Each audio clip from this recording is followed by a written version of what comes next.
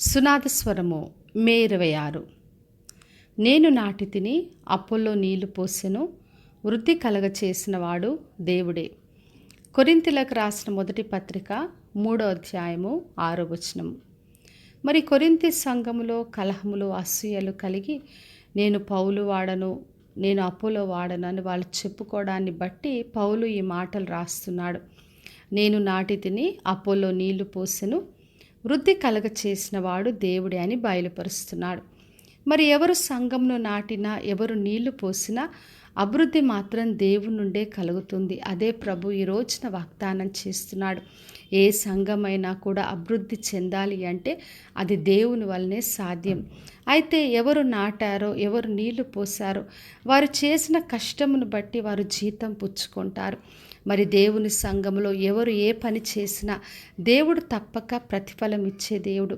అందుకే దేవుని సంఘంలో పనిచేసే ప్రతి ఒక్కరు కూడా దేవుని మహిమ కొరకు కలిసికట్టుగా పనిచేయాలని ప్రభు కోరుతున్నాడు. మరి ఆది సంఘంలో అందరూ కూడా మరి దేవుని సువార్తను నలుదిశలు వ్యాపింపచేశారు. మరి వాళ్ళందరూ ఏక మనసుతో కలిసికట్టుగా పనిచేశారు. అదేవిధంగా మనము కూడా మన సంఘములో కలిసికట్టుగా ఒకరినొకరు గనులుగా ఎంచుకుంటూ దేవుని వాక్యాన్ని ప్రకటిస్తూ సంఘం యొక్క క్షేమాభివృద్ధి కొరకు మనము ముందు కొనసాగాలని ప్రభు కోరుతున్నాడు. మరి ఇశ్రాయేలు ప్రజల్ని దేవుడు మరి వాగ్దాన దేశంలోకి నడిపించడానికి మోషేను నాయకుడిగా ఎన్నుకున్నాడు. మరి ప్రజలందరినీ కూడా ఐగుప్తు బానిసత్వంలో నుండి మోషే బయటికి రప్పించాడు. మరి కొంతకాలమైన తర్వాత యెహోషువ నాయకుడిగా ఏర్పరచుకొని మరి వాళ్ళందరినీ కూడా దేవుడు వాగ్దాన దేశంలోకి నడిపించాడు. మరి మోషే నాయకుడిగా ఉన్న, యెహోషువ నాయకుడిగా ఉన్నప్పటికీ మరి అనుక్షణం వాళ్ళను కాపాడుతూ నడిపించింది మట్టుకు దేవుడే. వాళ్ళకు కావలసిన ఆహారమైన, నీళ్ళైనా ఎటువంటి హాని రాకుండా సంరక్షించింది దేవుడే. కాబట్టి నా ప్రియ సహోదరి సహోదరా, ఎవరు నాటినా, ఎవరు నీళ్లు పోసినా అభివృద్ధి దేవుని నుండే కలుగుతుంది. ఆశీర్వాదం దేవుని నుండే వస్తుంది.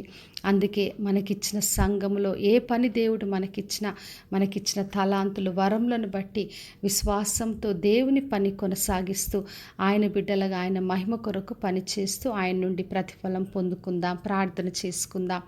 పరలోకమందున్న మా తండ్రి, మా దేవ, ఈరోజు ఇచ్చిన వాగ్దానం కొరకే వందనాలు తండ్రి. మా సంఘములో ఎవరు నాటినా, ఎవరు నాయకులుగా ఉన్నా, ఎవరు నీరు పోసిన అభివృద్ధి మీరు కలగచేస్తానని ఇచ్చిన ధైర్యం కొరకే స్తోత్రం తండ్రి. ప్రతి ఒక్కరి సంఘాన్ని అభివృద్ధిపరిచి ఎటువంటి కలహములు, గొడవలు లేకుండా తండ్రి మీరే నడిపించమని యేసు నామములో అడిగి వేడుకొంచున్నాను తండ్రి. ఆమెన్.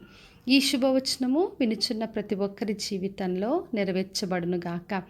నేను మీ ప్రియ సహోదరి మంజులా చరణ్.